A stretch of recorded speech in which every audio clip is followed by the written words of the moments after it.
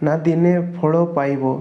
ସେ ଯେତେ ଡେରି ହେଉନା କାହିଁକି ଜଗା ନିରାଶ ହୋଇ ଯେଉଁଠି ବୁଲୁଥିଲା ବେଳେ ସେ ଜଣେ ବୃଦ୍ଧ ଲୋକଙ୍କୁ ଦୁଃଖରେ ବସିଥିବାର ଦେଖିଲା। ଜଗା ସେହି ବୃଦ୍ଧ ଲୋକଙ୍କୁ ପାଖରେ ଯାଇ ବସି ପଚାରିବାକୁ ଲାଗିଲା ଯେ ଜେଜେ ଆପଣ ଏମିତି ମନ ଖରାପ କରି କ'ଣ ପାଇଁ ବସିଛନ୍ତି?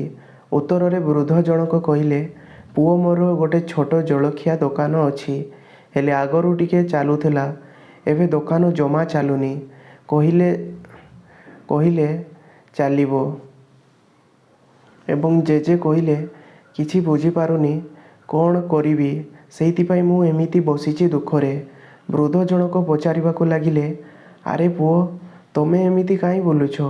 ଉତ୍ତରରେ ଜଗା କହିଲା, କ'ଣ କରିବି ଜେଜେ, ସହରକୁ କାମ ଖୋଜିବାକୁ ଆସିଥିଲି, ହେଲେ ଏବେ ଏନେ ତେନେ ବୁଲୁଛି, ଘରକୁ ବି ଯାଇପାରୁନି।